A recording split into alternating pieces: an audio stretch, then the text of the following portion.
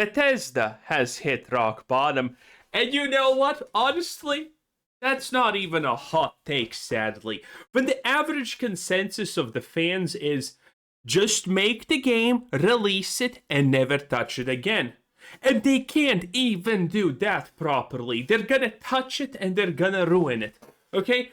Competent people who don't even get paid by Bethesda fix their mistakes, and what do? What does Bethesda do? They ruin it again. They just can't stop. Imagine, you're a company whose bar is legitimately set this unbelievably low. Just make the thing, release it. It doesn't matter in what kind of situation it's in currently. It doesn't matter the state. We're gonna fix it, and you just don't have to do anything. And Bethesda still can't even do that properly. But it is the reckoning of the AAA gaming industry, honestly. Bethesda, Ubisoft, Blizzard, Capcom, BioWare. So many companies, so many examples. Oh, Bungie. You always have to mention Bungie in this conversation. So many companies that have absolutely hit rock bottom and are still finding ways to make it worse. It is impressive what is currently happening. And meanwhile, you have Larian absolutely slaying it. You gotta love it. And indies in general are absolutely currently slaying. Have you heard about Tainted Grail: The Fall of Avalon? It just got an expansion. I want to take some time today to talk about Bethesda, because it's one thing for a development company to make mistakes but then learn from them, and then it's another to repeat the same mistakes over and over and over again with little consideration and regard for the fact that you're shipping a product to paying customers who, deserve. You gotta love the never say anything negative approach of the shill YouTube channels. Okay, I really enjoy it. Okay, it's like, let's kind of vague post about Bethesda being incompetent, but let's not really say anything because the Bethesda paycheck still could roll in, and we kind of want that. Integrity.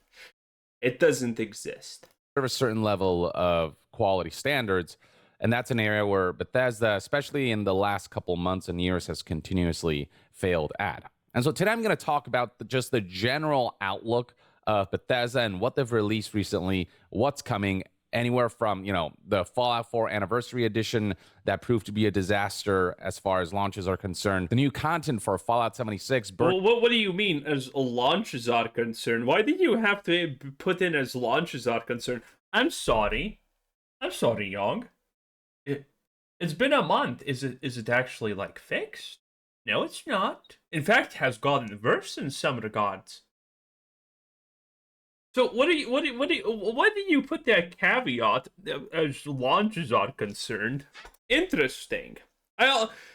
It's almost like we can hint at something here. Springs that also had a rough launch. We're going to talk about the current state of Starfield and how grim that outlook is, how Elder Scrolls 4 Oblivion has kind of faded into obscurity, and just how long we'll be waiting for Elder Scrolls 6. And what all this indicates, in my opinion, is this consistent pattern of disregard for the consumers, for the players, where they're willing to compromise on quality, knowing that currently they're too big to fail, that people will buy the stuff anyway, regardless of what state they ship stuff in, or there's just a certain amount of mismanagement or a certain amount of... That is true to a degree, but I mean, that good faith that Bethesda had, that it honestly should never have had in the first place, well, they're kind of running out of it, and they're running out of it at incredible speed. Again, we talked about this yesterday, but Starfield literally has killed Bethesda. It has done such irreversible damage to the brand, and after how Bethesda handled it, the Emil Paglarino, the lead story designer for Starfield, coming out and saying the people who don't understand the story are just stupid. Todd Howard getting ChatGPT automated AI responses to anyone posting a negative comment on Steam, saying, "Well, do you think astronauts, when they first landed on the moon, were not having fun?" That's a real thing, by the way. We forget about this, but that is like one of the most crazy and hinged things you can honestly do. Legitimately just say people, well, have you tried playing the game correctly, idiot? Wow. Oh, that is just painful. Of just limitations with the technology that they're using, whatever it is, that's leading to consistent failed launches. And yeah, whatever it is. Because obviously we can't pinpoint why Bethesda is garbage at their job. Gee, I honestly wonder. it's getting to a point now where it's kind of ridiculous. I mean, let's begin with Fallout 4 Anniversary Edition. I've briefly touched upon this before, but since its launch, I mean, criticism has been pretty widespread. Even during its marketing campaign, the reveal trailer, people couldn't believe that they're re-releasing Fallout 4 again. And so this garnered, tons of dislikes in comparison to the amount of likes. But then the product actually came out and just broke more things than it actually fixed, which is why posts like this, where people change the everyone liked that post from Xbox to everyone hated that, garnered virality here. Here's the original post from Xbox that tried to hype up Fallout 4 Anniversary Edition until people actually checked it out. And yeah, the reception was incredibly poor. I mean, on top of the fact that they've complicated buying Fallout 4, now You know what's the craziest part about the Fallout 4 Anniversary Edition? The fact that it's not $50 or $60.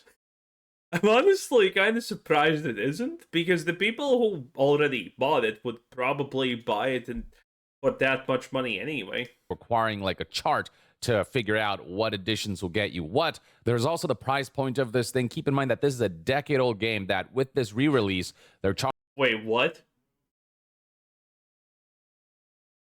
Wait, I could have sworn this was not... Wait, what do you mean it's $60? I swear I have seen the price tag on this thing like 15 times and it has been $20 every single... What do you mean? Wait. People actually paid Bethesda $60 fucking dollars for $20 worth of microtransactions inside the game? This is crazy. Wait, but seriously, no. There's no way. This was 20... This was 60? You people paid $60 for 3 fucking $1 creations? I can't. If you bought this, honestly, it's your own fault, okay? Thankfully, not a lot of people did buy this. Charging $60 for $40 to upgrade. $40 to upgrade if you own the base Fallout 4. And $20 if you own Fallout 4 and all of the expansions and just want the Creations bundle, which is a stark contrast from, say, Skyrim Anniversary Edition's upgrade costing $20, so it's twice the cost of that, with Skyrim Anniversary Edition arguably having just more substantial Creation Club items that made that expansion a little more worthwhile. And it'd be one thing if this Anniversary Edition offered a lot more than it does, if it was just a little more feature complete, if it fixed a lot of genuine issues and overall improved the experience. But what ultimately happened was that the patch notes here reveal that they're ultimately fixing issues that they introduced with an old update, the next-gen update. There's also the fact that the Anniversary Edition introduced new bugs as well as issues with DLCs and mods that were not previously present and ultimately just broke a lot of people's experiences with the game. Plenty of people just felt that Fallout 4 Anniversary Edition was just a massive ripoff, not just in terms of... Well, of course it's a ripoff. It's a Bethesda thing. Have you not noticed how they have literally sold you Skyrim, unironically, like 30 times already? It's the same Skyrim, but nothing new. Also, I'm actually checking SteamDB currently, and there's nothing that's like a separate thing, it seems like, for Fallout 4 Anniversary Edition. It just seems like it goes into the Fallout main game, and that's kinda it. And if that's true, and I don't know if that's true, I'm gonna share the screen, boys. Check this out. So this is the Fallout 4 SteamDB, right? 12k people still playing, 80% positive rating score, which is not actually that great. And then you can see it's December, and it released, I'm assuming, on October 27th or something like that. Because this is a big spike. Previously, it's been like this, and then it got up. So I'm assuming this right here is where the anniversary edition was released. Again, I'm not exactly 100. What is this? What is that? This is crazy. Okay, I'm assuming it's I'm assuming it's somewhere like here. Nothing else makes sense, right? If you look at the 3 month 3 month thing. Oh no, wait, what the fuck is this? How is it November? But that's currently December. Oh, okay, yeah. I'm an idiot. Okay, see, it should be somewhere around here because this is the big dive up. And this is just a double increase in average players. That's not a lot. So the anniversary edition probably did not sell a lot of copies. That's how it looks like currently. Now, granted, was it worth for them to make it? Probably yes, because they literally did fucking nothing. So the expenses for making the anniversary edition was probably like 0 cents negative, probably because it's just that cheap. They just took a bunch of creations that already existed and plopped them in. But they did not make a lot of money. That's the good part. The anniversary edition probably did not sell a lot. Its base cost, but also the kind of product that ultimately shipped, a broken mess. Now, speaking of ripoffs, you know what helps prevent being ripped off? The sponsor of today's description No. and make privacy part of your daily routine. Yeah, to really spotlight how piss poor Fallout 4 Anniversary Edition launched, I mean, you've got plenty of posts online of people reporting issues like the interface and user experience of the creations and mods here just being completely broken, not showing preview images, not working at all, and not being able to complete operations at launch. Then there's the fact that for some, despite upgrading to this Anniversary Edition or getting components separately like the new creations bundle, they just weren't seeing that content appear in game. And so Bethesda had a post that they're investigating an issue affecting the delivery of Creations Club content after purchasing the Creations bundle or Anniversary Edition. There's the fact that we're seeing clips like this going viral online of people having a rough time. Wait, what the hell is this? I'm getting this. I have not seen this before. This is wild. Thing stabilized on a technical level, seeing all kinds of visual issues and then crashes that have made this experience less than ideal. And the general consensus is that Fallout 4 Anniversary Edition just breaks more than it adds, and they are eventually introducing additional. Honestly, at this point, if you buy something Bethesda and you're expecting it to work more than it doesn't, you're making a massive mistake. Storage space for mods, and that will likely be among the more substantial quality of life improvements of the console experience in particular. But given that every Bethesda launch of anything, whether it's small or big updates, has ultimately led to something getting broken, a lot of people are fearing that the launch of this feature will ultimately break some things. A lot of people have already been told that they have to save their mods. People are having. Okay, we have heard about this mod thing. I want to know what's happening with other things, though. And the like, but this being a consistent pattern, which was part of this additional content called Oh, the 76 disaster. Right. We actually covered it not long ago, but it's not looking good for 76, needless to say. It's the typical Bethesda slop situation where every update to 76, and 76 is the super sad part because Bethesda is like actually trying. They are trying to add slop to 76 because the people who are left playing 76 will literally buy anything that Bethesda puts a price tag on at this point. That is just no nice way of saying it. The 76 enjoyers don't eat the slop. They live in the slop. Okay, they will probably cease to exist if there's no slop to consume. That's why they're playing 76 and maybe Diablo 4 on the pastime. You know what I'm saying? In any case, they update 76 pretty regularly, and the funny part is, every time they make it worse, they literally break shit. They constantly break more things that they do. Well, you would expect that from Bethesda, but it's insane. Fallout 76 also had literally, I think, a month or something that the cash shop didn't even function properly. Bethesda is the first major AAA company that is so incompetent it actually did not have a working cash shop. You can look at literally any any low tier MMORPG, any game in the world that's literally just a cash grab and it's barely working, and will still have a functioning cash site or cash shop.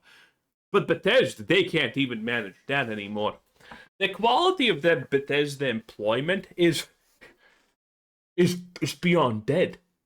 It is absolutely beyond dead. Milepost Zero, which is being shut down with the next update, as reported here, 3 months ago prior to the release of the Burning Springs. And this has been something that's been very consistent with Fallout 76, where developers will...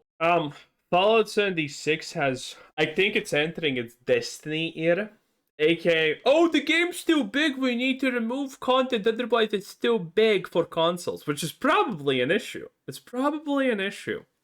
So, they're gonna delete content, because the reality is, Fallout 76 has Burning Springs, but there's no reason to remove old content.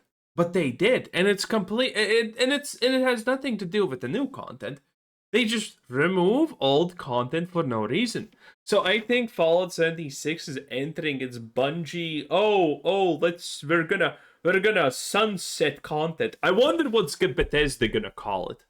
Because Bungie made sunsetting, an easy way to swallow, an easy term to swallow the fact that you paid for stuff and then one day they just randomly delete it because, F you, why not? So I wonder what Bethesda is gonna call it. Well, Bethesdaing. That's what we're gonna call it. Oh, we Bethesda the thing. It's gonna be great. People are gonna probably get confused what's actually sunset and what's just a bug and doesn't work any longer. It's gonna be great. Pour a lot into new feature and content additions, only for that to essentially, almost akin to Destiny, get vaulted, essentially. So, scrolling down through here, you'll find folks. See, and some of you call Young not bright. He figured it out. I saw it just now and figured it out. He planned what to say on that video, but he also at least figured it out, okay? Bonus points for everyone's favorite voice actor. Listing out plenty of other elements of the game that, developers put a lot of work into that ultimately were completely removed from the game, like Nuclear Winter, Vault 94 Raid, Survival Servers, Mischief Night, so on and so forth. This kind of removal of content just diminishes the value of Fallout 76, and it gives players less things to do in a game that many agree, while has content, the amount of content isn't so substantial that it justifies the removal of these major elements. I don't know if this is like a cost-saving measure, if it has anything to do with the amount of load that this content places upon servers, and they're not seeing enough engagement and monetization to justify. As a consumer, again, this is anti-consumerism that Young's currently yapping. This is bad. This should never be your opinion, okay? Oh, they're deleting this because the game has problems. I don't care. I'm a consumer. I paid for that. I want to play it. And now they're removing it? No, that's a dislike on Steam, a negative comment, and a negative video. I'm a consumer. I don't care how much the developers are having problems with what. I play the game. That's all I need to care about at the end of the day. I don't need to give you positive criticism. I can give you zero criticism. I can do whatever the hell I want. It's not my job to care about the struggles of the developers. They're talentless anyway. By maintaining these features and the additional costs that may involve, I don't know if it's something to do with that, but either way, for players, it is discouraging to see that an activity that they may be heavily invested in can be removed just by Bethesda's whim at any point in time, just randomly. So yeah, Fallout 4 Anniversary Edition, Fallout 76, all of these have been going through rough patches. And then we have Starfield, Bethesda Game Studios' latest single-player release, which should be their bread and... Oh man, boys, I know I have not been making enough Starfield bad videos, but Starfield is literally so dead, even its greatest detractor, me, obviously, cannot make videos about it, because there's just nothing. There's no updates, there's nothing. It's just complete. I'm gonna make a Starfield video tomorrow, don't you worry. I'll just look at the graph and laugh about it. But with Starfield in particular, they tried something new, kind of a space-focused version of an open-world Bethesda game, except that very design decision led to a fragmenting of the open world exploration formula that Bethesda is known for, that has led to Starfield just not resonating with a lot of people. Its exploration in particular, it was completely mishandled. And so Starfield. Why does he use the term was? It's still completely mishandled. By the way, all of this critique, I don't know if Young's being intentionally deceptive here, or does he just not know? Because all the things that he said is base Starfield. Maybe he didn't play Shattered Space, maybe he didn't see Shattered Space, but Shattered Space made a consolidated world where all of the you could do all of the things. It was literally, they literally did the Skyrim thing. They literally did Skyrim and Starfield, and it failed. It was a massive failure. Turns out the RNG generated AI locations were better than the handcrafted stuff Bethesda put into Shattered Space, and ironically, they failed. Bethesda made an AI that was slop, and then they decided, you know what, we're gonna handcraft this bad boy, and then that handcrafted thing was worse than AI slop. That's just how it is. That's just the level of incompetence we're talking about here. Just from a critical reception standpoint, just isn't up there with other past Bethesda single player experiences, and the diminishing of the player base has been substantial and something that Starfield has never. This was the expansion, I think. Barely fucking see it in the point. No, wait, no, that's for tomorrow's video if I make it. Been able to recover from. It's now to a point where 24-hour peaks are in the low 4 digits. 4,255 24-hour peak players, and right now 2,600 players are playing. A stark contrast from Bethesda's much older titles like Skyrim, for example, which came out back in 2011, is still seeing 24-hour peaks of almost 37,000 players even right now. That is crazy. 25,757 players are engaging with the game, which is like 10 times more, almost 10 times more, 9 to 10 times more than what Starfield is seeing in terms of player numbers. Even Fallout 4 is seeing significantly more players than Starfield, the most recent Bethesda game. And this is a decade-old game with a 24-hour peak of over 22,000 players. And even right now, we've got over 15,000 players engaging with the game. Fallout 76, despite its qualms, it's seeing 24-hour peaks of 17,000. Wait, it's the update. It just dropped, right? By the way, if you look at the Fallout 76 graph, this is where they decided, you know what, maybe we're gonna actually, just get rid of the game because it's not profitable enough. Then this miracle happened, and it prevented the shutdown of Fallout 76. And now, well, it's back down again.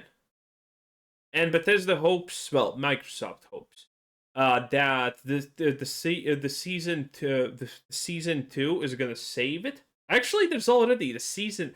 Wait a minute, let me actually check, because the Fallout TV show season 1 has already been.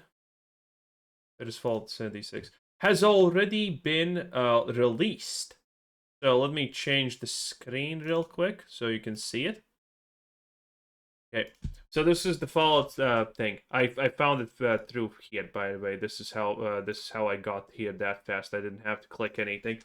Okay, so let's see 3 weeks. Okay, so December. This is the Burning Springs update, and I think it was yesterday or the 16th of December where the Fallout TV show episode 1 dropped, and as you can see, there's nothing. There's no incline. There's nothing. And by the way, this is something. This is not enough data for me to call it. By the way, so I won't call it just yet. But I don't. Again, I have spoken about this previously, and I have said I do not think this is happening. I do not think that this is happening. This was because of the Fallout TV show. I don't think season... I do not think season... Come on. I do not think season 2 is going to create a situation like this again. I don't think that's possible. I do not think that that's... Stupid camera. Why does it have such? Am I so unappealing that it just needs to unfocus me because it knows you're gonna receive mental damages, boys? Is that the deal? Stupid fucking camera. Seriously, do a thing. Why do I pay you? I don't pay the camera. Anyway, come on. But yeah, I think it's dead, and I think so much money has been spent in Fallout 76. So much money has been spent on the Fallout TV show, and it's not gonna get nearly. I don't think it's gonna get even half. I don't think it's getting even half of the views, players that it previously got season one. I think that was just lightning in a bottle, that it was just pure luck. I have mentioned it before, I'll mention again. But yeah, I think it was pure luck. I don't think it's happening again.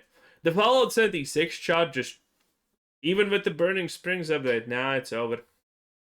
1,732. And if it doesn't, I think Fallout 76 will be very quickly shut down. I mean, maybe a year and a half. Maybe they're gonna say, hey, maybe season 3 is gonna be worth it. Because again, before the TV show, Fallout 76 had so little players, but Microsoft decided to shut it down.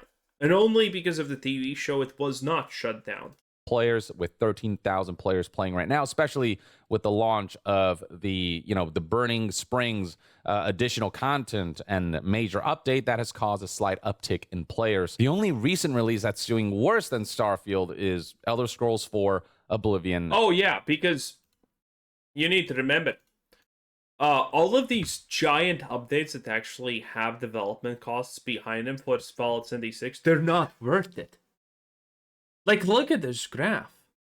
You can kind of tell when there's like some kind of update, like the Burning Springs is here, something's probably here, something's maybe here. You can tell that they exist, and you can probably guess where they are, maybe.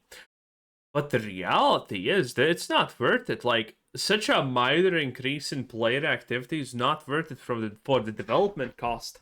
And major update that has caused a slight uptick in players. The only recent release that's doing worse than Starfield is Elder Scrolls 4 Oblivion Remastered, which you can see right here has 24-hour peaks of 3,800 players, and right now we've got 2,177 players checking this game out, significantly less than the Starfield numbers here, though not by much. And with Oblivion Remastered in particular, while this is among the more celebrated of recent Bethesda game releases, I think there was a general expectation that Oblivion Remastered would have long legs, that the modding scene would be really alive. Yeah, I expected it to do better than that. I haven't paid attention to it recently, but I don't know what I expected, honestly, but I expected it to do better than that.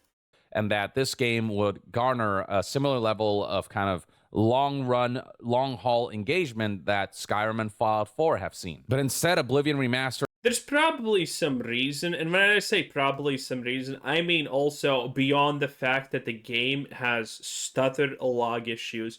At the start when the game dropped, I mean, that's not too much of an issue. If the game's good, it's fun, you're gonna power through it. But if those issues persist literally months after release, you're gonna stop playing it.